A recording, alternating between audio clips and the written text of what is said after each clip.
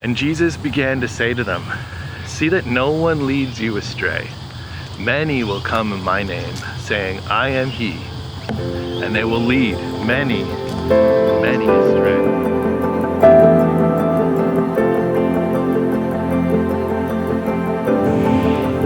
Hey guys, welcome to the video this week.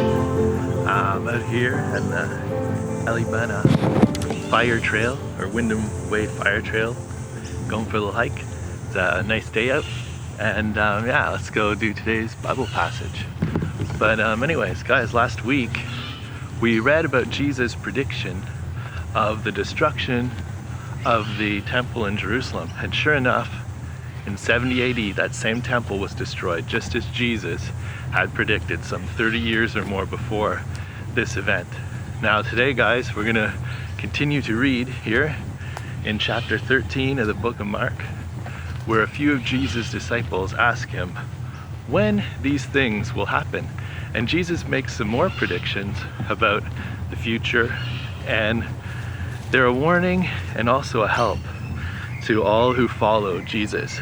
But before we read today's Bible passage, I'd like you to think about these two questions. Number one, what did Jesus mean when he said, "Many will come in my name"? And number two, I want you to think about this.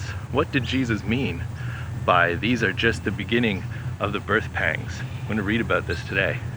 Think about these two questions as we read today's Bible passage. So we start here at verse 3 in chapter 13 of Mark, and here's what it says. "And as he sat on the Mount of Olives," we're talking about Jesus, right? Sitting up on the Mount of Olives. Well, as he sat there opposite the temple, Peter and James and John and Andrew asked him privately, "Tell us, when will these things be? And what will be the sign when all these things are about to be accomplished?" And Jesus began to say to them, "See that no one leads you astray. Many will come in my name, saying, 'I am he,' and they will lead many, many astray." Now this brings us to the very first question that I asked you to consider. What did Jesus mean when he said, "Many will come in my name"? Well, Jesus was warning about false prophets that would come claiming to carry a message other than his, right? A message that is not from God. This happened in the disciples' day, and we see in Paul's letters to the church, he battles against these false teachers who claim a different gospel, right? And we can read this in Galatians chapter 5, verse 7 and 10, and it says this: "You were running well," Paul's talking to the church. He goes, "You are running well. Who hindered you from obeying the truth? This persuasion is not from him who calls you. A little leaven leavens the whole lump. I have confidence in the Lord that you will take no other view, and the one who is troubling you will bear the penalty, whoever he is." Right? Now we read here Paul's letter to the church in Galatia, and he's telling the church, don't listen to these false teachers who are teaching something more than Jesus' death and resurrection. We also see in our recent history, there have been many cults that claim a different Jesus, such as Mormonism or Jehovah's Witness, or even Islam. All claim a different Jesus, one who is not divine or the Son of God, who died on a cross and rose again, or one who is equal with God and the Father, just as Jesus himself claimed to be the Alpha and the Omega. Now, we can see that Jesus warned us that this would happen. He warned us that there would be people come in his name and teach us and preach a false gospel, and would lead many people astray, Jesus says. They aren't God or his messengers. And here's what we continue reading in verse 7. It says, "And when you hear of wars and rumors of wars, do not be alarmed. This must take place. But the end is not yet. For nation will rise against nation, and kingdom against kingdom. There will be earthquakes in various places. There will be famines. These are but the beginning of the birth pangs.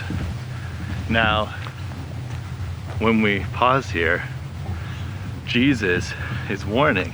He warns that there's going to be wars where nation will rise against nation. But he said also there'll be earthquakes, there'll be famines, but he's telling them, don't be alarmed. This has to take place. Don't be surprised, because these things, Jesus says, are not the end. They're not the end yet. Then Jesus says that this is all just what? Just birth pains. Which brings us to the second question. What did Jesus mean by this? What did he mean when he said, these are just the beginning of the birth pangs? Well, he was telling them, and us, don't think that all these wars, earthquakes, and famines are the end. They aren't the end. Or anything that should surprise or alarm or even worry us, right? We shouldn't worry about these things as Christians, because Jesus says they're only birth pains. It's not the end, but the beginning, right? If some woman's in labor and having birth pains, it's not the end, it's the beginning. A baby's coming. It's an amazing thing. And Jesus is using this imagery of birth to show them that, hey, don't be afraid. These things have to happen, but it's just the beginning, right? Beginning of something amazing.